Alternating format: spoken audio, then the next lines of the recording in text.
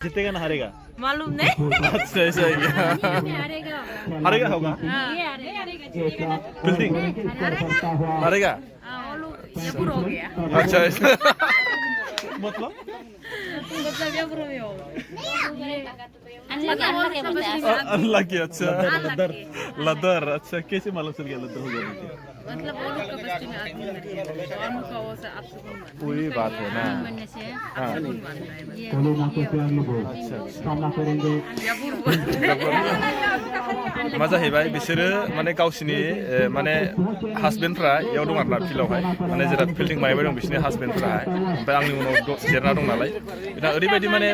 माने माबायाव दं फुरथियाव ओंखायनो एसे खोन्थाबाय नै इसोर आरो गथ' गथाय लाना दंफैजोबो बिसोर माने गावसोरखौ माने आनलाखि होनना बुंना लाबाय मानो होनबा माने बिसोरो बे जायगायावहाय दिनै मानसि थैदों होनना बुंदों ओमफ्राय बेनि थाखाय माने बियो बुंबाय जाहैबाय माने बेबायदिबो जा आनलाखि जायो होनना बुंदों आरोखि हेल' लोगोफोर नै आङो दायो फैलायबाय नोंथांमोननि सिगाङाव गोदान मोनसे भिडिअ लानानै आङो दायो नै दंफैयो एखेबारे हाजो सेराव आरो आङो दायो थांगोन मोनसे गामियावहाय बे अरुणाचलनि लवार सियां डिस्ट्रिक्ट अरुणाचल बे जाहैबाय माने हेमे बस्ति होननाय गामियावहाय आङो दायो अलरेडि नै हाजो खाथियाव मोनफैखाबाय आरो ओमफ्राय आङो दायो दंफैयो ओरैजाय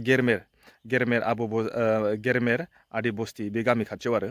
बेयाव माने आङो जाय जायगायाव थांगोन बेबो माने आदि बस्ति बेबो माने बेयाव माने फ्राय गाल' आरो ओमफ्राय बेयाव माने मोनसे मा होनदोंथाय बेखौहाय बिसोरना माने भिलेज लेभेल पन्सायत टुर्नामेन्ट खेल जाबाय दं आरो आं बेखौ एसे दिन्थिलांसै ओमफ्राय माने बेयावहाय मा जाहैबाय आङो हारसिं नालाय लोगोथ' गैया ओंखायनो नैबेयाव सासे आंनि लोगो दं हेमेगावनि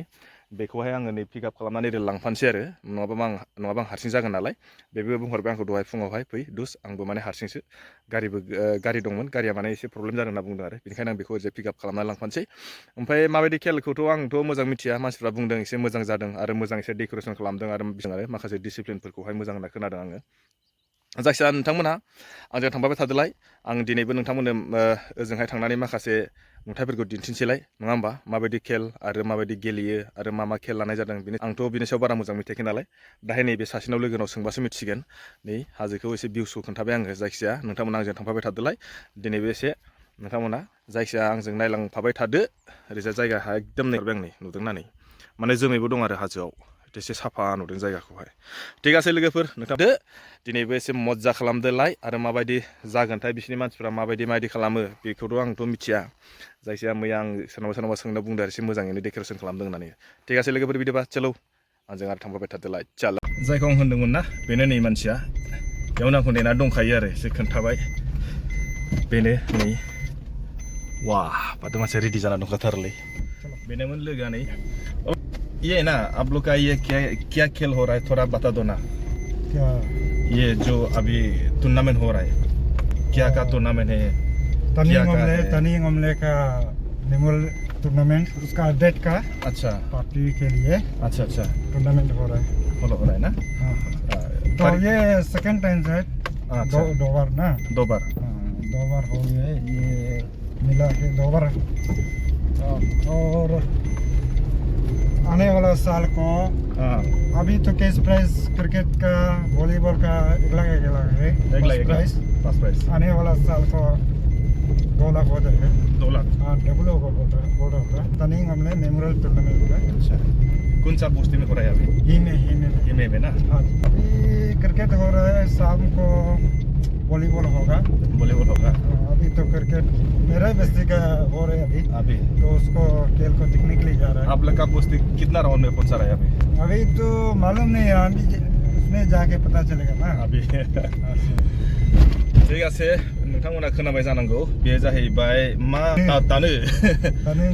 बिसिनि माखासे नाम आरो उच्चारणफ्रा माने बिराद हार्ड जायोलै बुंनो आरो बे जाहैबाय माने बोसोरनै जाबायनो देग्लायजोंहाय बिनि नामावहाय बिदि मेम'रि खेल होनाया आरो देग्लाय बेयो जाहैबाय नैथि फैग्रोमोना नै मोनफैलायबाय पेप्सि बे माने ओरैनोसो रानना होदों रानदावसि खोन्थाना नुदोंना ओमफ्राय बे साफायाव गोजान दंखायो ओरैजाय नै डास्टबिन आइदि खालामनानै लादों लोंजोबबाय आङो दायो फैनाय लोंनानै ओरैजाय माने क्रिकेटआ गेलेबाय दं आरो दा आरो 5टासोनिफ्राय माबा जासिगोनलाय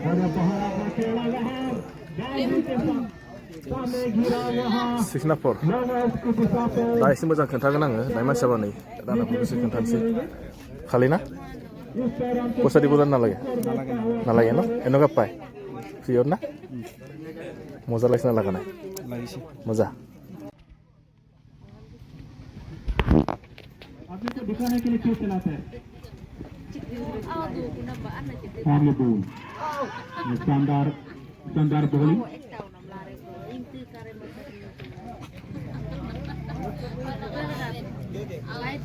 अपनी दूसरी ओवर की पहली गेंद और यहाँ स्कोर करने की कोशिश की गई थी वहाँ थर्ड मैन ध्यान रखते हुए हल्के से वहाँ आप लोग का टीम है क्या